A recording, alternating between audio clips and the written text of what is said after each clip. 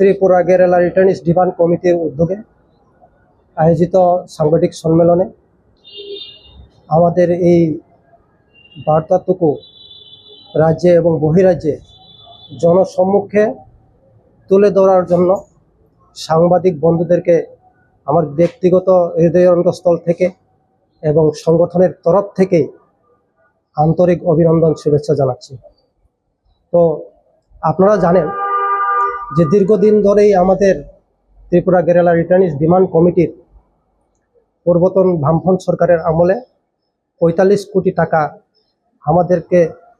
আমাদের জীবনযাত্রা মান উন্নয়নের লক্ষ্যে ৪৫ কোটি টাকা বরাদ্দ করা হয় এবং ২০১৭ অবধি সেই স্কিম পূর্ণ বহাল থাকে এবং ২০১৮ সালে দেশে মহামারী করোনা রোগের আক্রমণের ফলে সেই স্কিমটি বন্ধ হয়ে যায়। তো আপনারা অবগত আছেন, আমরা গত ২০/২/২০২৬ ইংরেজিতে আসাম আগরতলা এবং সড়ক এবং রেলপথ সহ আমাদের সংগঠনের কর্মসূচি হিসাবে বন্ধের ডাক দেওয়া হয় এবং ১৯/২/২০২৬ রাত্রি ৯ ঘটিকায় মাননীয় জনজাতি কল্যাণ দপ্তরের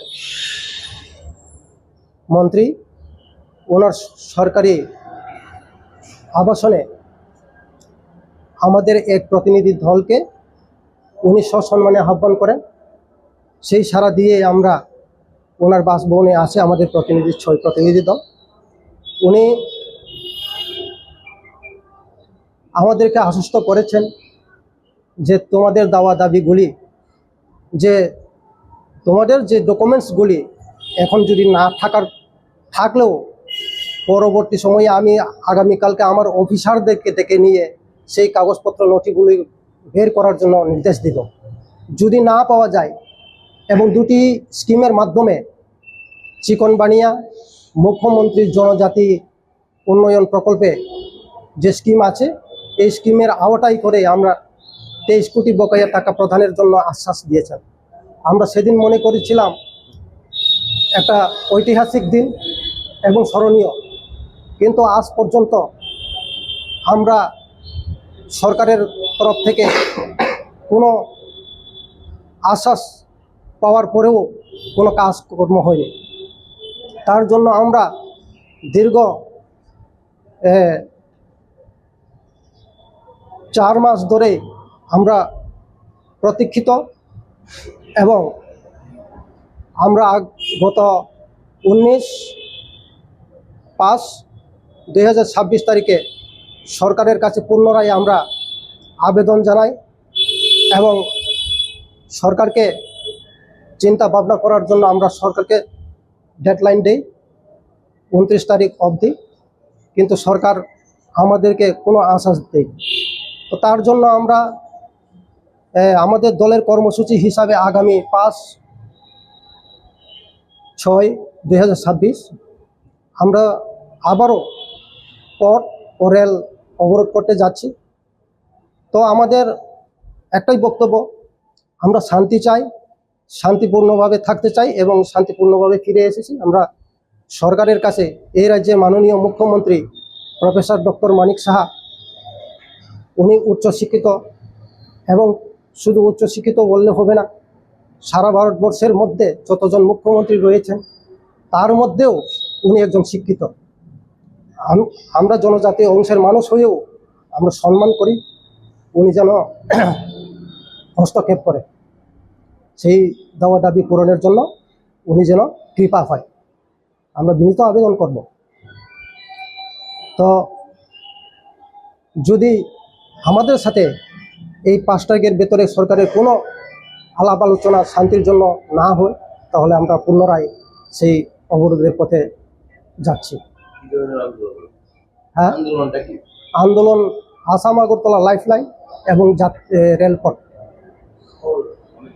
অনির্দিষ্টকালের জন্য।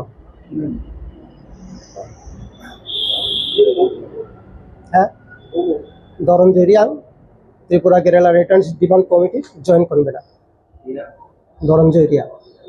দাবি আছে পাঁচটা, যেমন এক নাম্বার, হ্যাঁ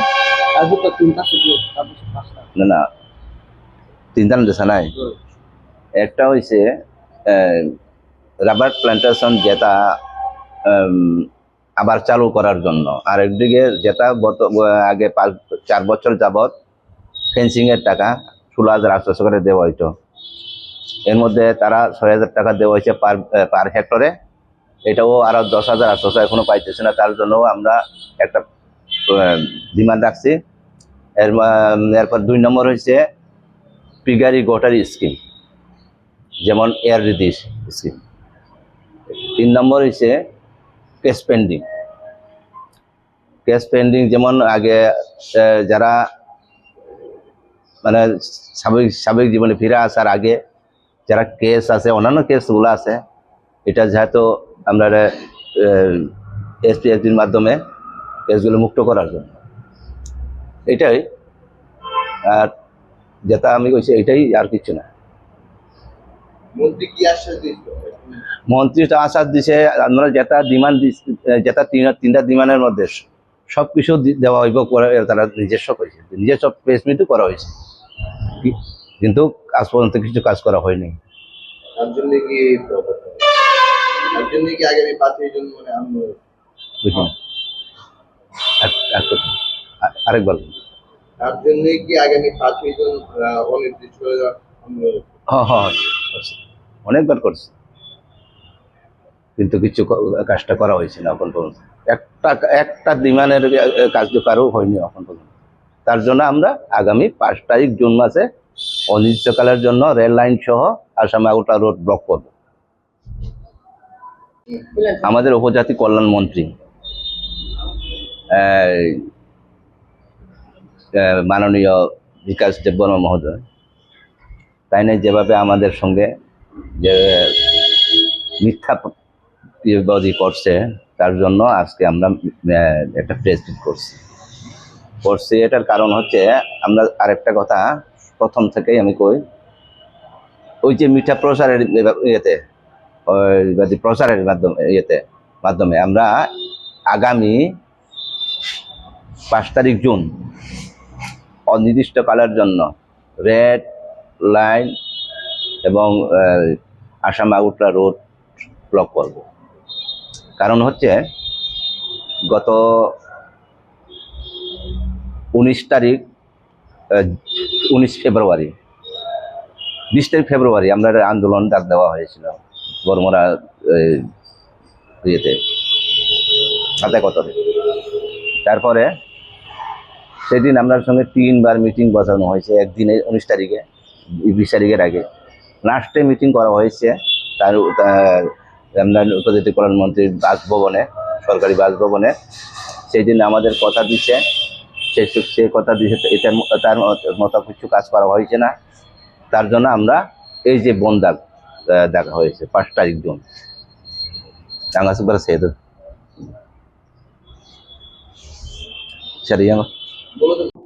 शांति के लिए बातचीत करना चाहता हूं, और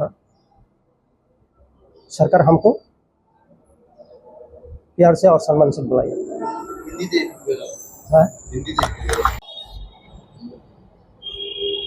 pre-98 से रिटर्निस्ट है, हम लोग शांतिपूर्ण से आए हैं।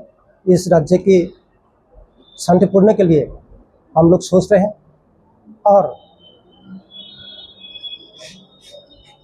लेफ्ट गवर्नमेंट के समय में हम लोग जीवन जीने के लिए, अच्छा जीने के लिए, और हमको 45 करोड़ रुपया पैकेज दिया, लेकिन 45 कोटी से 22 कोटी इम्प्लीमेंट हुआ, अभी और 23 कोटी बाकी है। लेकिन अभी तक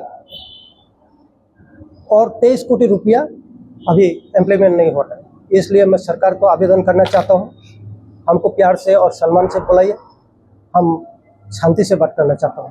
थैंक यू। आगे नहीं बुलाया तो इससे पहले तो आपने प्रेस में किया था। हाँ, आंदोलन उसमें किया। हाँ हाँ। क्या हुआ था उस और अभी क्या करने वाले हैं? ना सरकार कोई कार्रवाई नहीं करेगा, वो करने से तो हमारा आंदोलन जारी रहेंगे और आने वाले 5 तारीख में हम रेल और हाईवे ब्लॉकेट करेंगे। कौन सी महीने तक करने वाले हैं? हाँ, मांग किया था 5 जून 5 जून। क्या करने वाले हैं? हम पूरा ब्लॉक कर देंगे रोड और railway. Good name Dharmajay Riyal, Tripura Kerala returnist demand committee, state joint convener.